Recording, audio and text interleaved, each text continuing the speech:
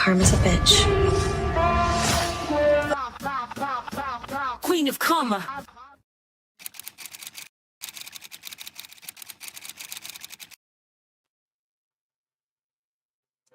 Hello everyone and happy MLM Monday, the day where you watch all of your favorite multi-level marketing creators, which is why I hope that you are here today. We are talking about something very important, so I'm glad you could make it. Violet says, go Canada, that's right. Good to see you, Zach. I hope you're doing well. And Sweet is here, good to see you. So today we're going to be diving into one of the most important topics in modern abuse prevention, and something that I have a lifelong personal experience with, and that is coercive control.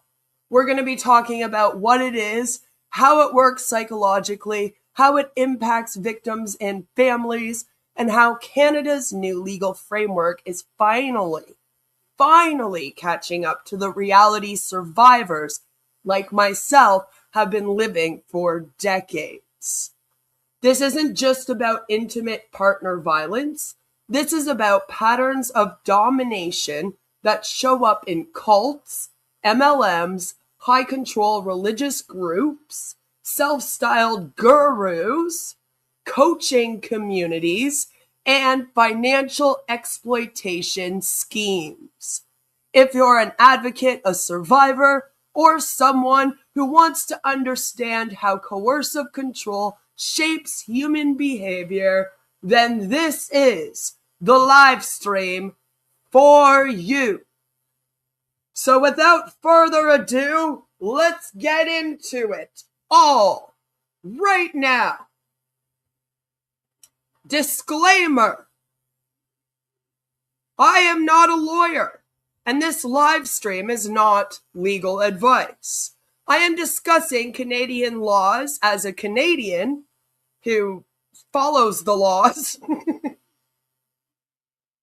for educational purposes and explaining how these legal changes relate to advocacy against coercive control, cults, and MLMs. As an advocate, if you need legal guidance for your specific situation, please consult a qualified legal professional. I am a social service worker. That means that I graduated the social service worker program in 2010 out of St. Lawrence College in Kingston. And I am not a lawyer, but I am a professional advocate. So you're in the right place if you want to hear this from a survivor and advocate perspective. First, I think we should get into what is coercive control. Coercive control is a pattern of behaviors designed to dominate, isolate, and break down another person's autonomy. Psychologically, coercive control works by reshaping the victim's internal world. It slowly erodes their sense of safety, identity, and independence. Victims begin to doubt their own judgment, question their memories, and rely more heavily on the abuser for cues on how to think, act, or feel. Coercive control is not just one bad moment. It's about a system, a structure that creates fear, dependency, and compliance. Over time, victims internalize the abuser's rules. They anticipate reactions. They silence themselves. They shrink their world to avoid punishment. This is why coercive control is so dangerous. It changes the victim's psychology from the inside out.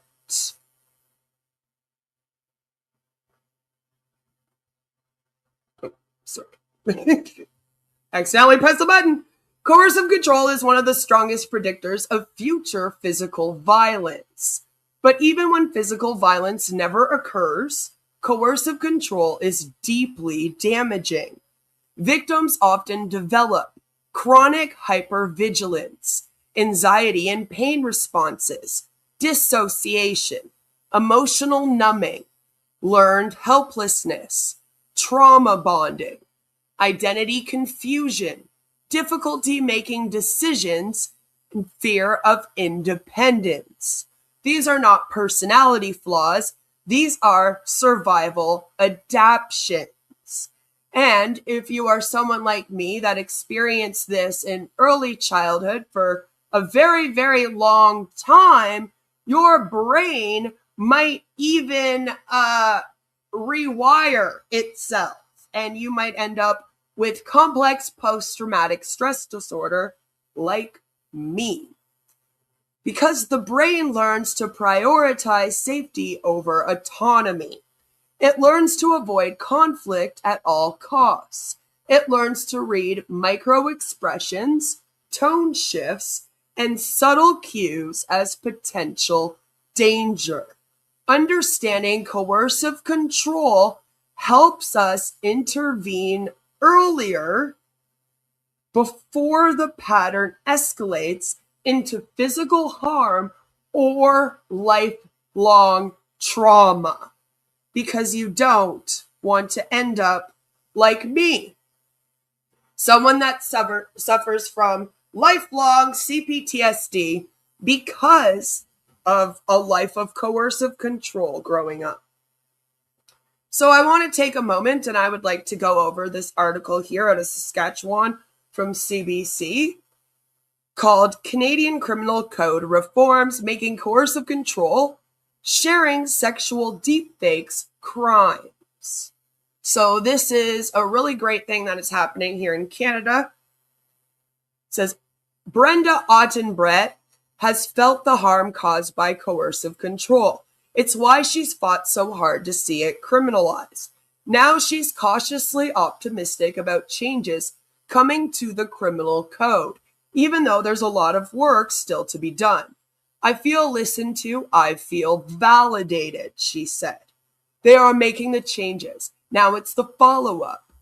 It's to make sure that this is, again, another step forward. Reforms to Canada's criminal code will make coercive control in intimate relationships and sharing sexual deepfakes without consent a crime, and categorize femicides and murders involving coercive control as first-degree murder.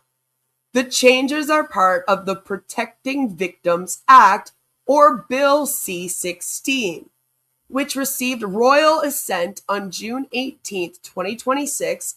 It's meant to offer better protection to victims and survivors of sexual violence, gender-based violence, and intimate partner violence.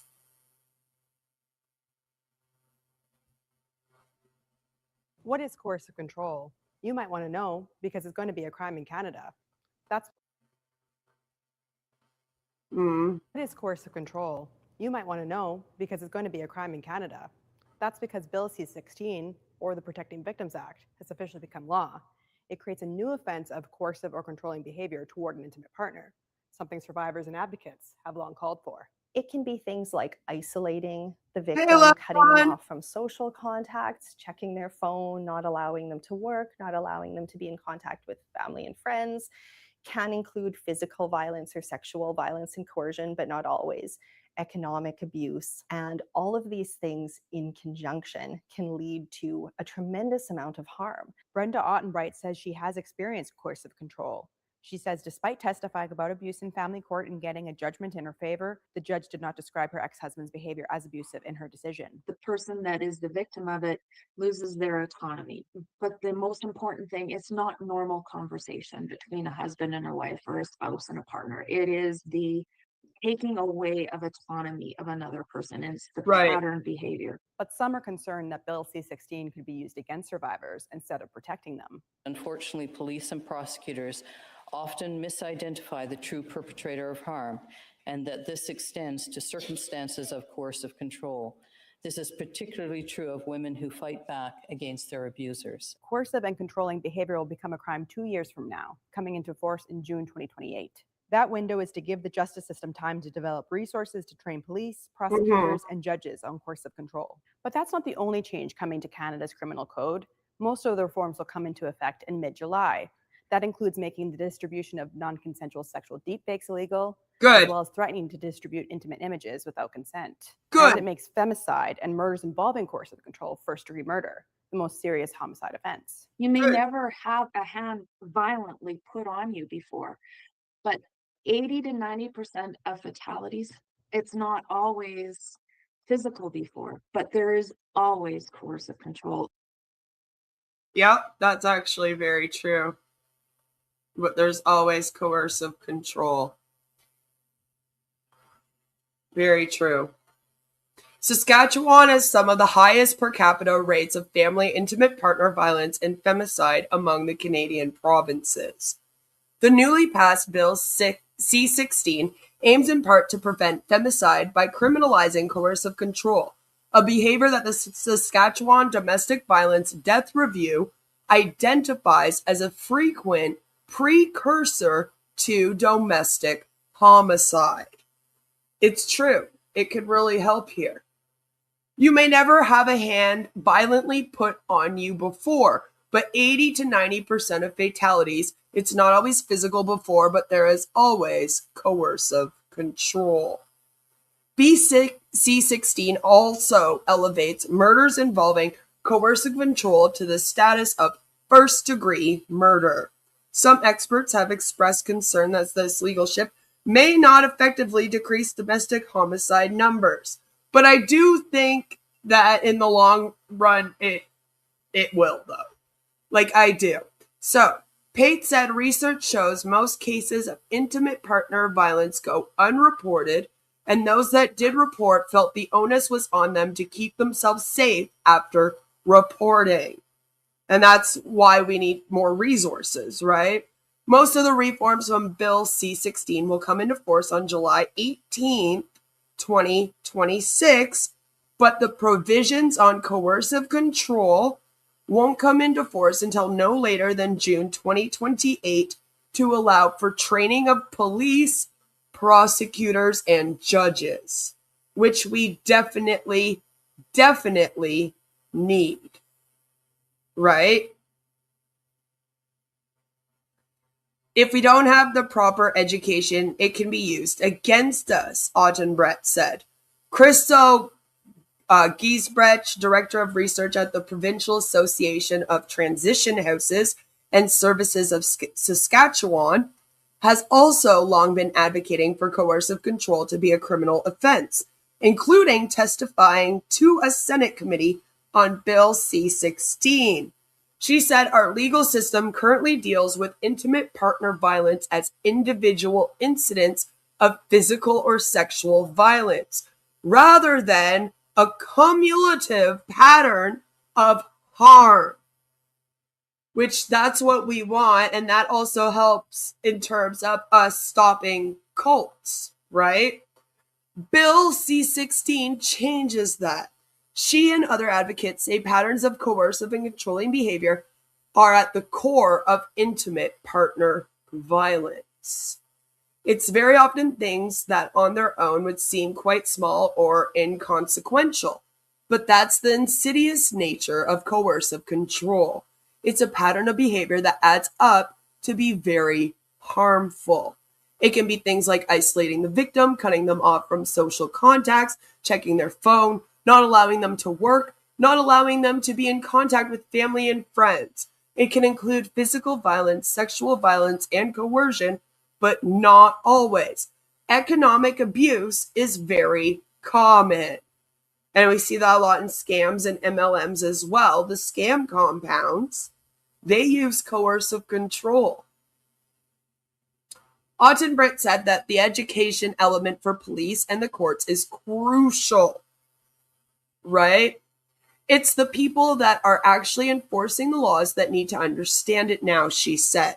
I am glad that they are thinking of that, thankfully, and I do think, sorry, my husband is doing the shoes.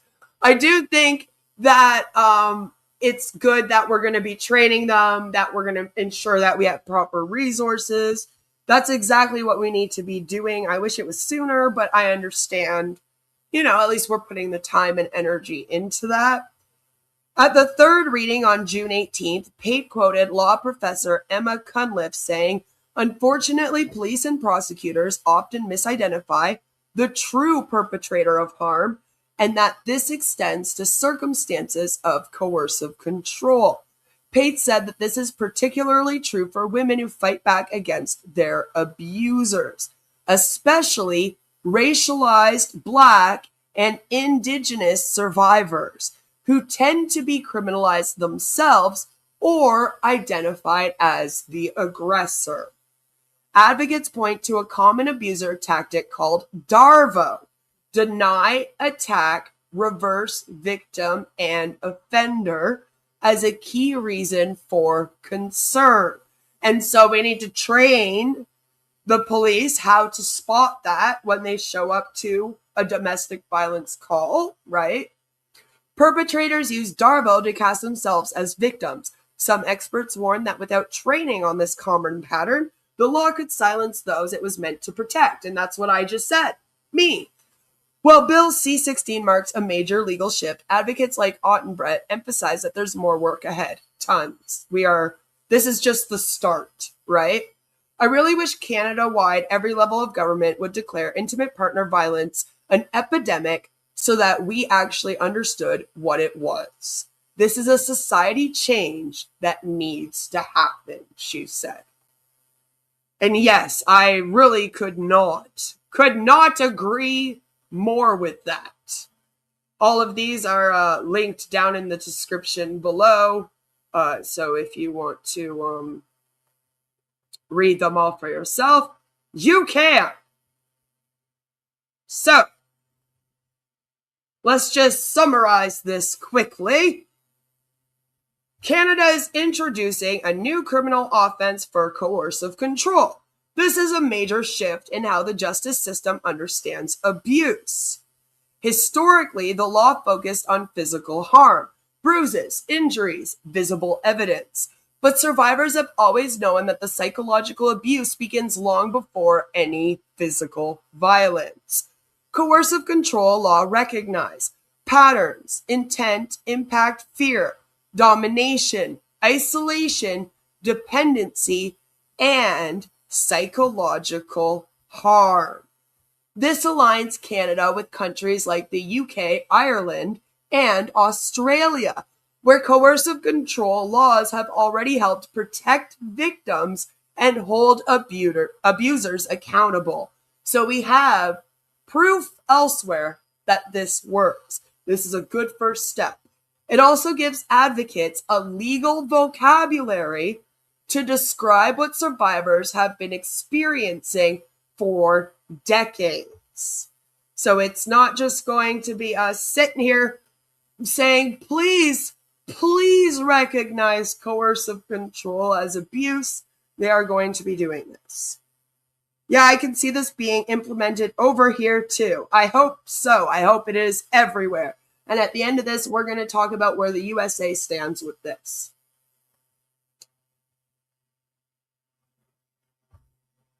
So, this is kind of what it's going to look like right here. There is going to be a gradual rollout of Canada's coercive control reforms, marking a major shift in how psychological abuse is recognized under law. So it all began June 18th, all right?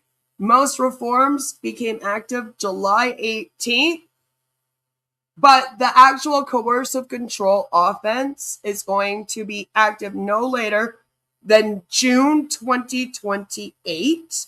And if it comes before that and when it happens, I will, of course, let you know. I know you do, sweet. I know you do. For a moment, I just want to talk about what the law does not criminalize. All right? The key to understanding coercive control is recognizing the pattern, not the individual incidents. So, I'm just going to be clear that the new offense targets patterns of domination and fear, not everyday relationship conflict. So before you start thinking, oh, well, victims are going to use this and trying to make it a negative thing, I want to shut down that argument right now because I know the alt-right's not going to like this. I would think it would have to be a state versus federal law here just to guess. We're just going to talk about a couple things that I found that I think you'll all find very interesting. So, this law does not criminalize mutual arguments, emotional distress without coercive intent, setting healthy boundaries, ordinary parenting or discipline. Keyword being ordinary, as someone that grew up with a lot of coercive control in the home. Breakups or relationship changes without abuse. So calm down, manosphere. There's no need to be upset, okay? Psychologically, coercive control is defined by intent, repetition, escalation, impact, fear, domination, and the main one is loss of autonomy. The law is designed to protect victims, not punish normal human behavior. So, calm down, you know? Can we apply this law to federal governments? Hashtag asking for a friend. You should be able to, yeah. I mean, eventually. So, now I want to talk about recognizing the patterns in real life. Coercive control often hides behind what it looks like, and it looks like normal relationship dynamics. To spot it, look for behaviors that repeat and escalate over time. Okay? Very important. There has to be a pattern of behavior. So, constant monitoring. Isolation disguised as protection. Financial control framed as responsibility, or framed as anything else, really. Emotional manipulation framed as love. Threats or guilt used to maintain power.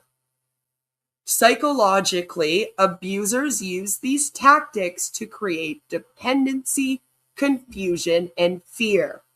Victims may not recognize the pattern because each behavior seems small on its own, but together they form what we call a system of control.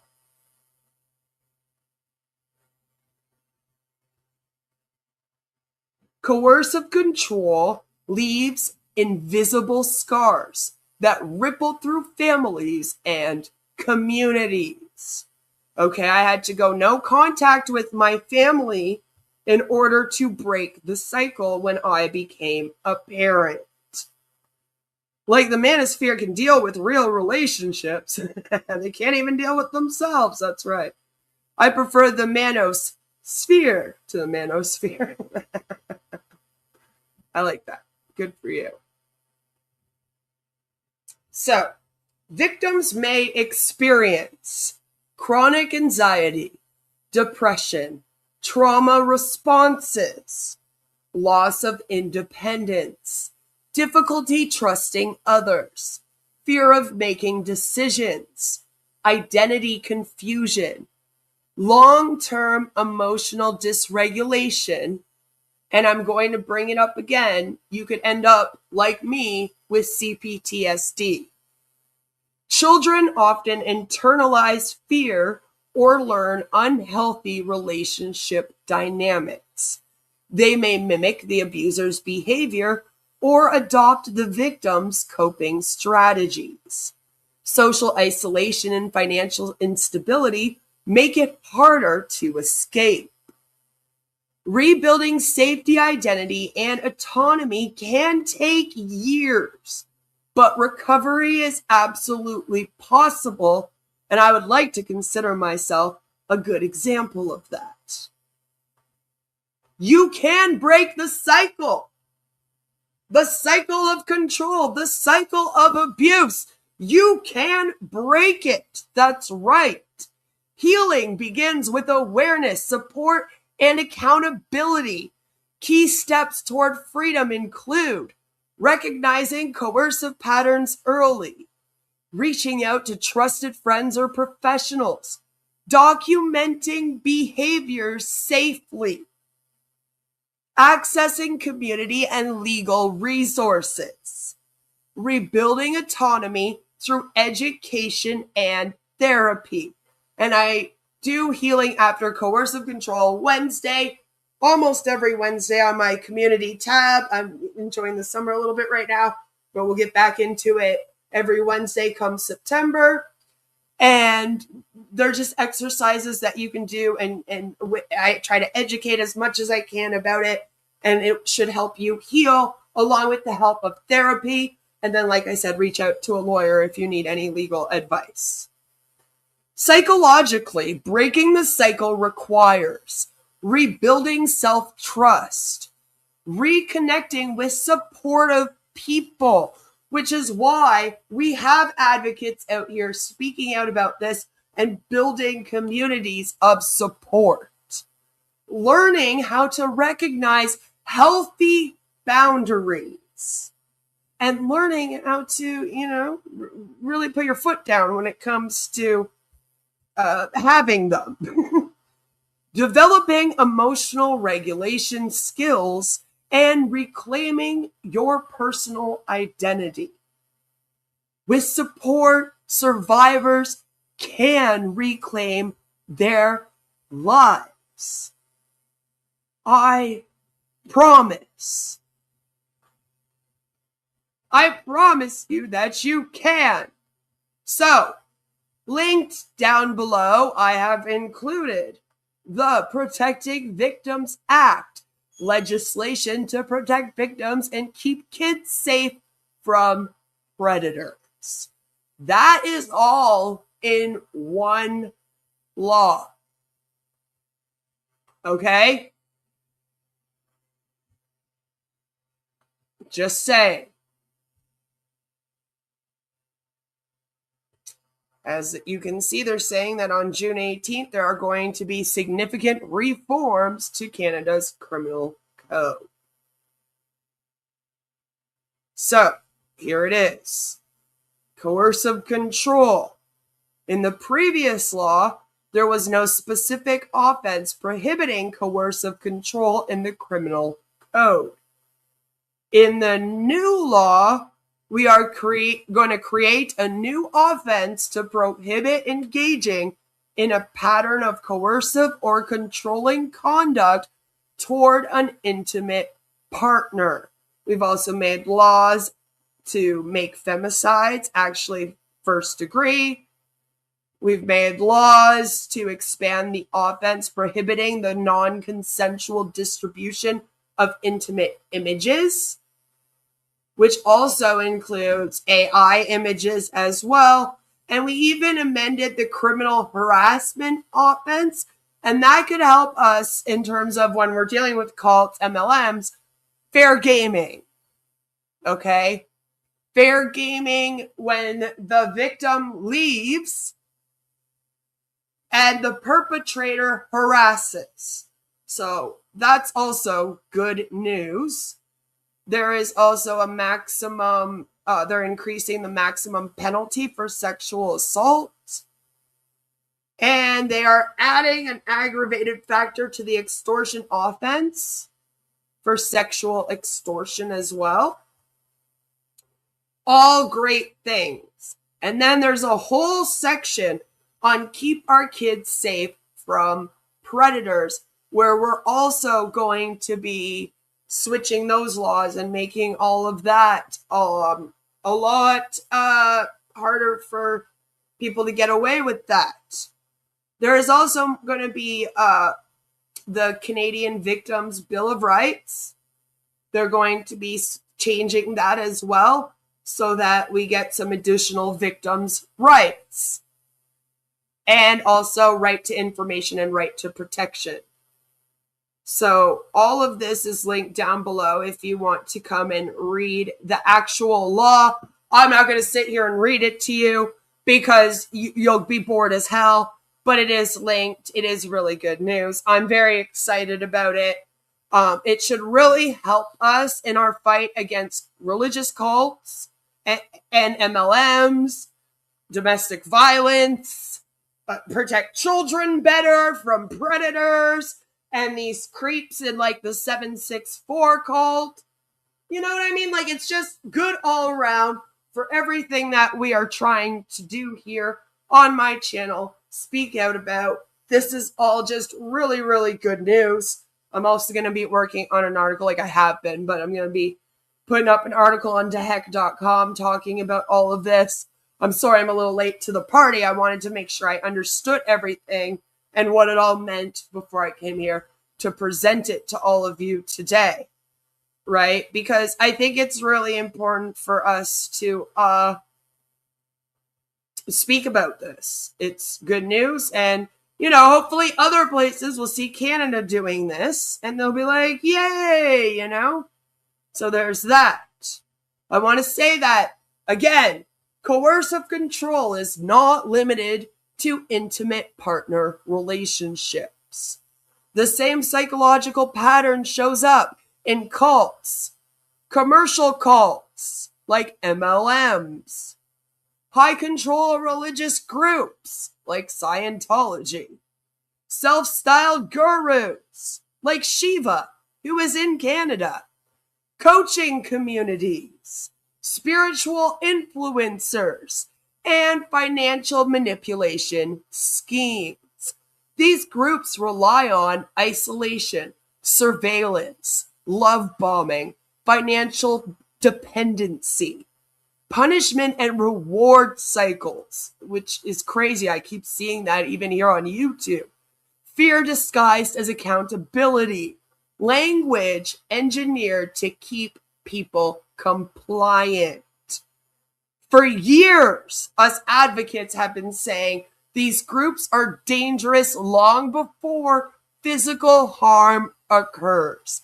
And now Canadian law is finally acknowledging the psychological reality of coercive control.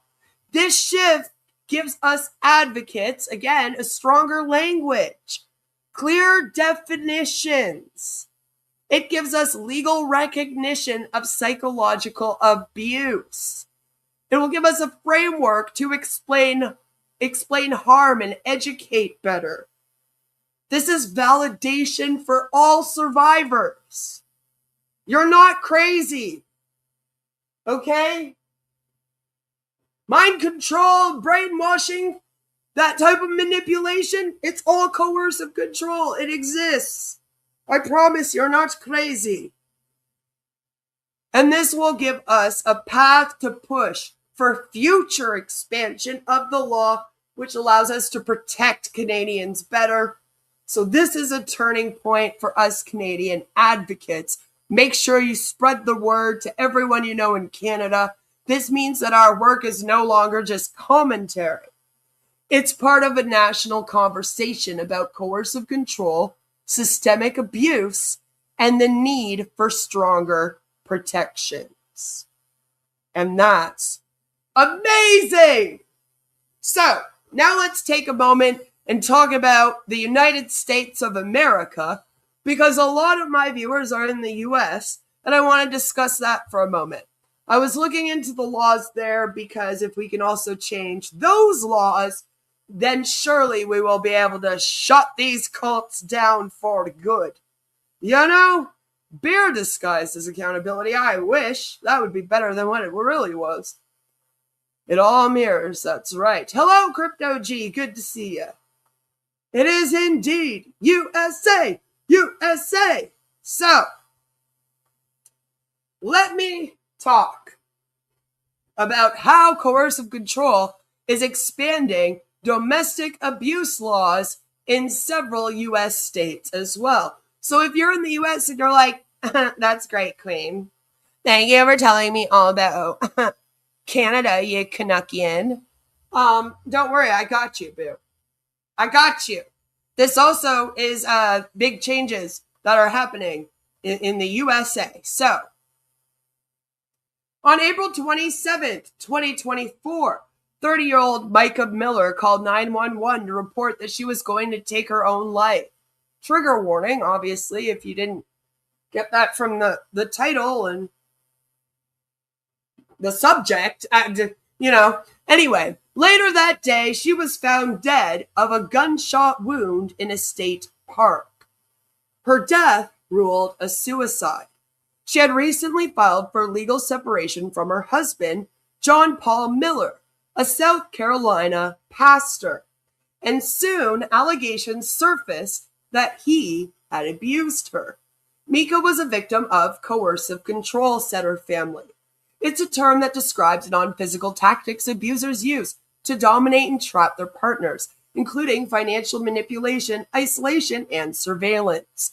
According to Mika's attorney, Regina Ward, she told people and wrote in journals about alleged ways her husband tried to control her, cutting her off from loved ones, depriving her of sleep, threatening to kill himself, hacking her electronics, tracking her whereabouts, stealing her belongings, slashing her tires, and removing her from shared bank accounts.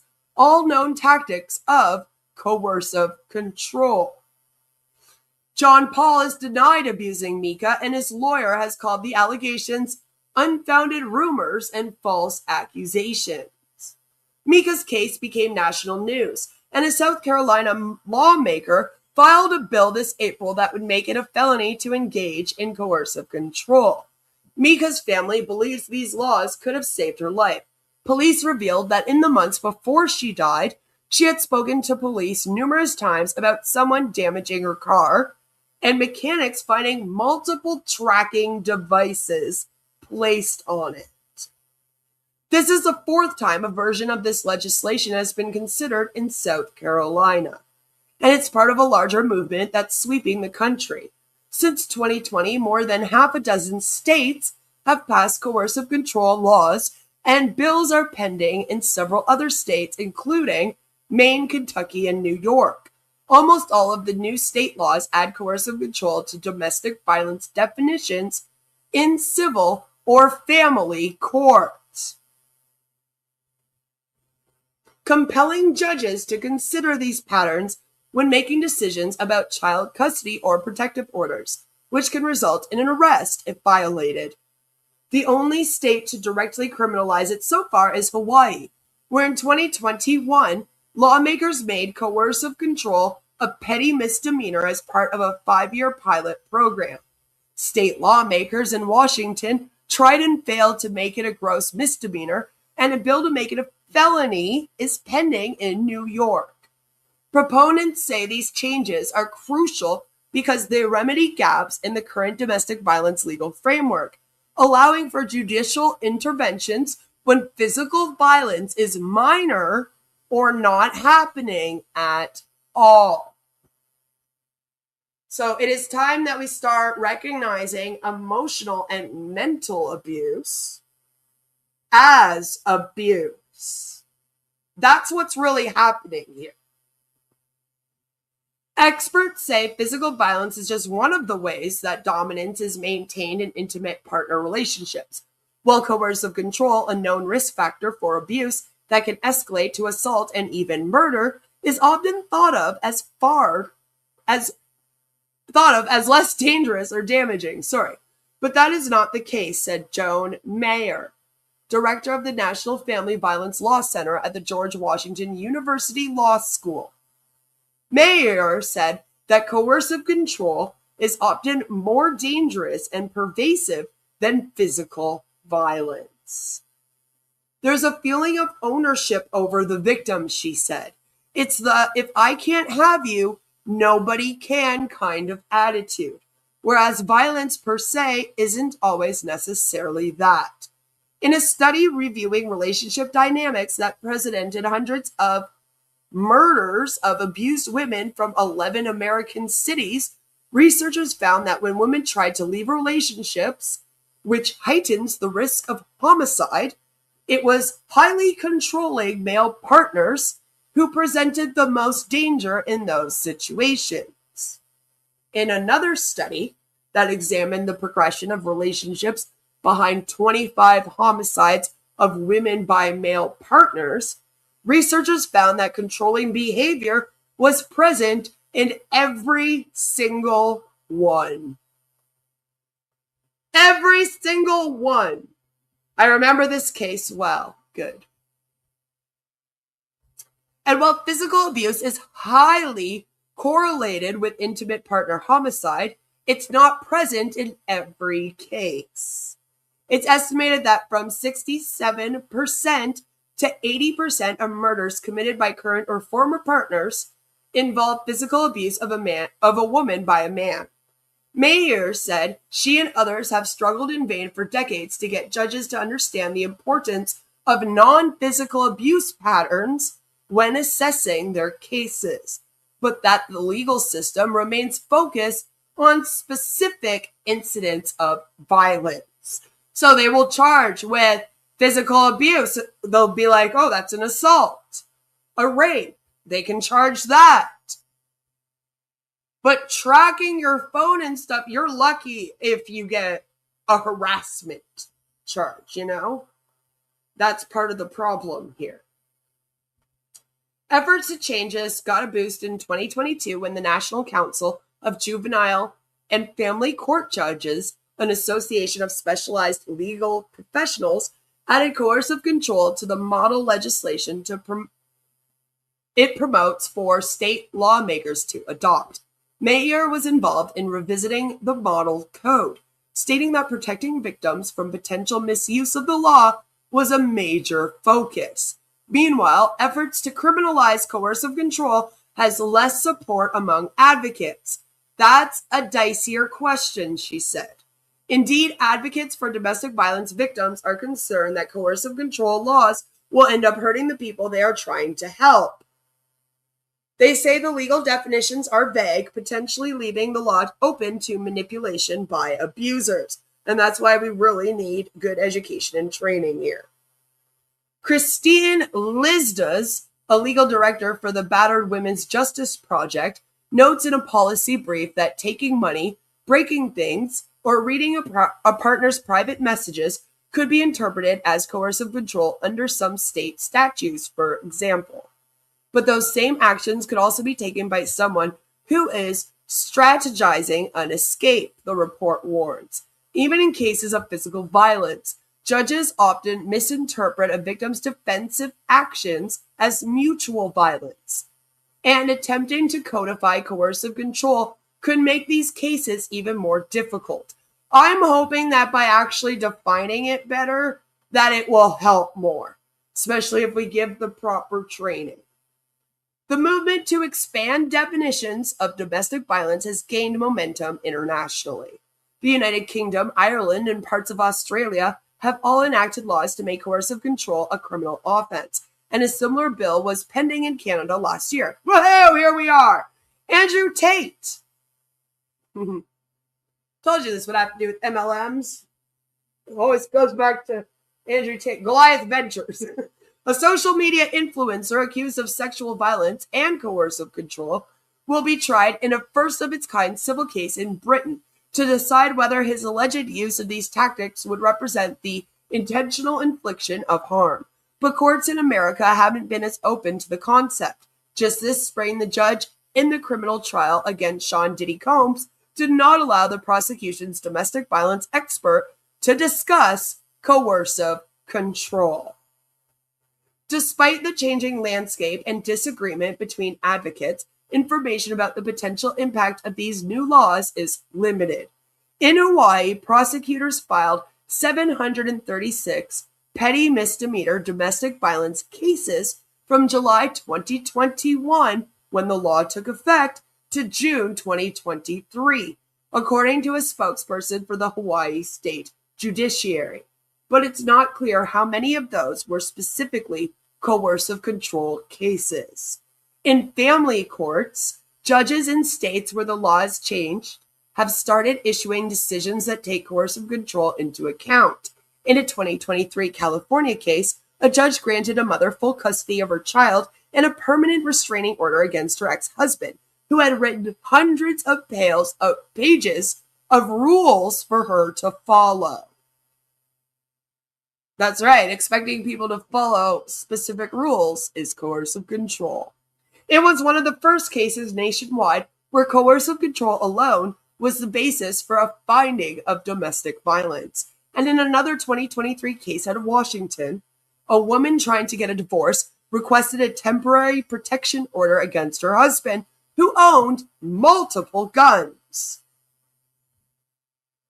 She alleged that he had made regular suicide threats. A judge agreed her husband was trying to coerce and intimidate her, granted her a protection order, and also ordered that the husband temporarily lose access to his guns. That's what we like to hear. But even supporters admit that wide adoption of these laws won't lead to universal success. No, and we have a lot of work to do still. Mayer recalled a recent case she consulted on where a woman sought a protection order against her partner, who cross-filed for the same, citing coercive control, and the judge dismissed both cases. Unfortunately, when that happens in courts of laws, right, they go, oh, we don't want to try to work out who the actual perp and victim is here, so it will either get dismissed or both parties get charged. And here in Canada, it's very common for both people to get charged, so that is a worry here. That's what advocates are scared of here. And it is important we talk about that. And like I said, hopefully everyone gets better training. You know, you have a couple years to do it, so let's go, you know. So advocates worry this type of outcome could disproportionately affect survivors of color, yes, who often face heightened scrutiny by police and courts. And we also have to give better training in terms of how our police deal with people of color, okay, because, like, this is ridiculous. You know, that's also part of that. So hopefully that also, it gets better with this. The people who have the hardest time staking out their claim to victimhood are the ones most likely to have some of these laws used against them, said Courtney Cross, a law professor at the University of Nevada, Las Vegas. And people who engage in coercive control are really, really good at controlling the narrative. And that's why this education that we're doing here is so fucking important. Okay? It really, really does. So, this is the Marshall Project. Check it out. Link down below. Then there's also this, which was actually just published yesterday. So since it's newer information, I just want to quickly read through that before we wrap things up here. So I don't want this to be too long. I want to make sure we get this information out to as many people as possible. It depends where the case is being held. If it's in a deep church state, then that plays a role in dismissals. Exactly. We really got to start paying attention to places like Utah. And luckily for us, we do have a lot of anti-cult advocates out here, people that speak out against Scientology. They've been really trying to advocate that coercive control be illegal, and also that cults lose their tax exemption status. So those are kind of like the two major things on their list of advocacy right now. So I hope that this all happens. Hi, guys. Nice. So, coercive control laws, what's missing? This was just published yesterday. Let's see if I can make this bigger. This one's small. So, intimate partner abuse, termed in the legal realm as coercive control. Hold on here. That's better. Sorry. Has been recognized by 10 states, making coercive control illegal. However, some differences exist with what the coercive control law includes and the coercive controlling experience by an intimate partner. The psychologically abusive aspect of coercive control in an intimate relationship are not recognized in the law and remain unregulated. Yet, this aspect of intimate partner abuse is traumatically damaging and might be the most entrapping aspect of intimate partner abuse. When a coercive control law identifies behaviors and not tactics of psychological abuse, the serious harm of psychological abuse gets overlooked. So, coercive control laws.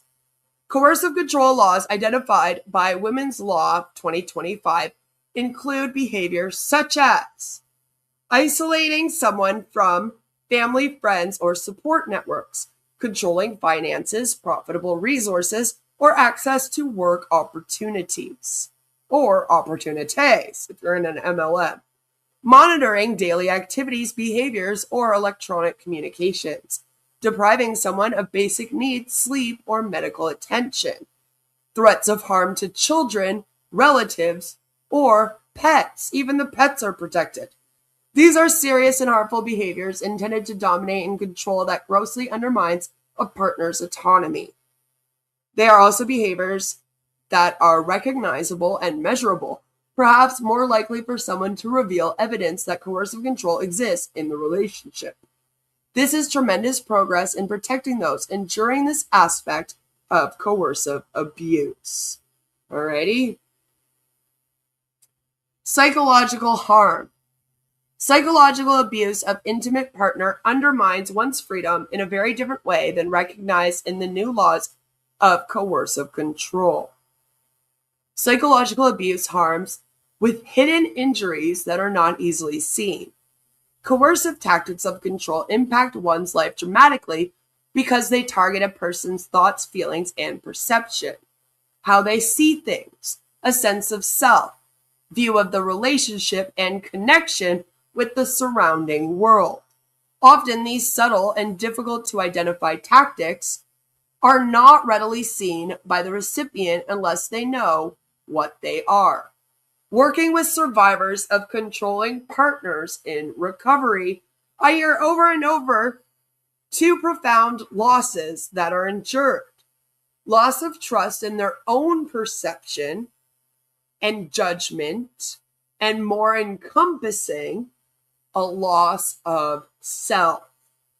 Not just the loss of autonomy, of course, right? But also loss of just you as a person. Who are you? You know?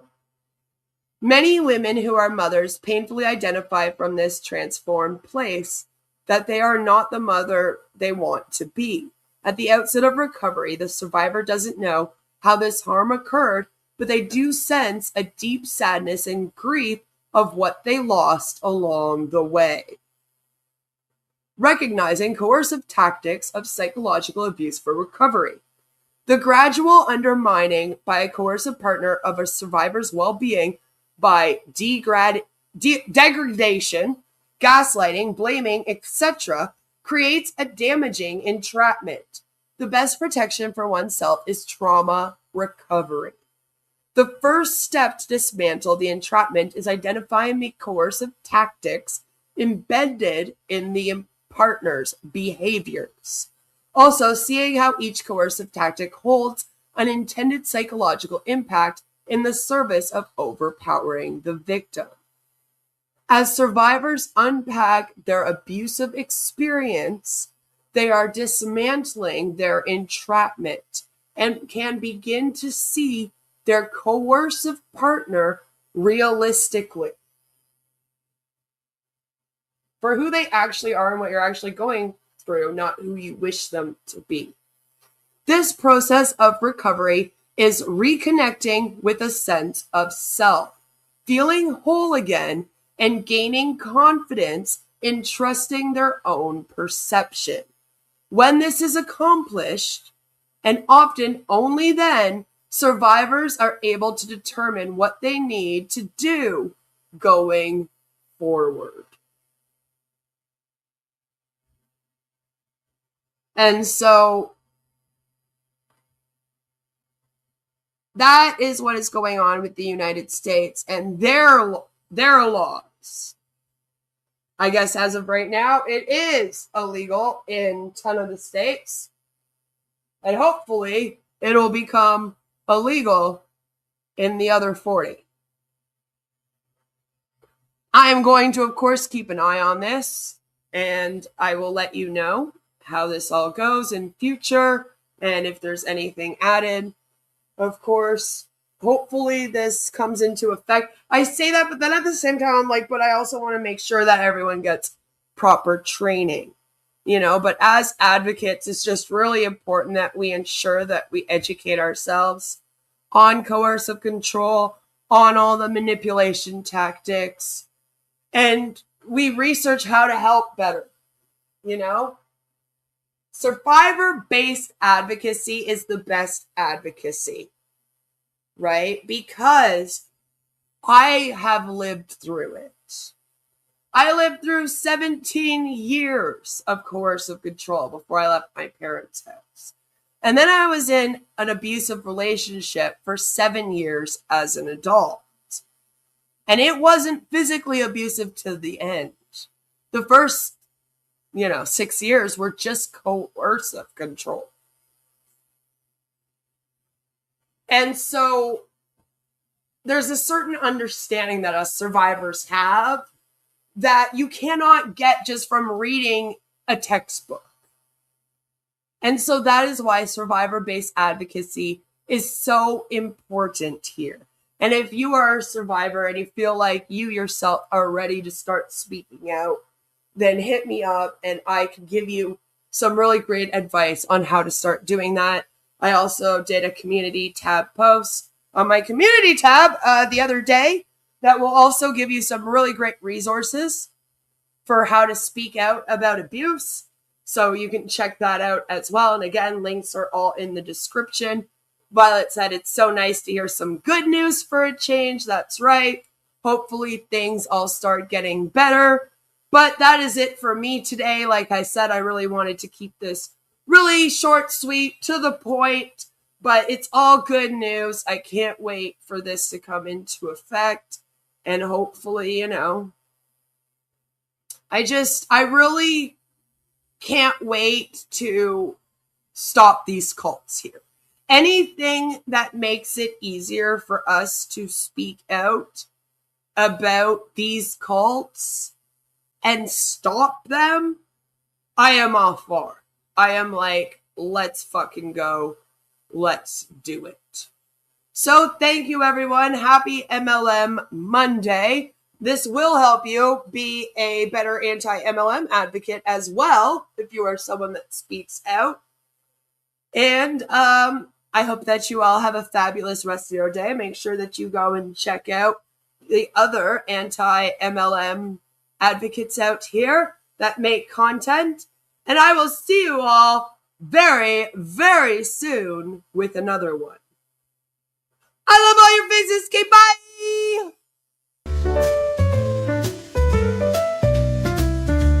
Make sure you give this a like. Subscribe if you're new.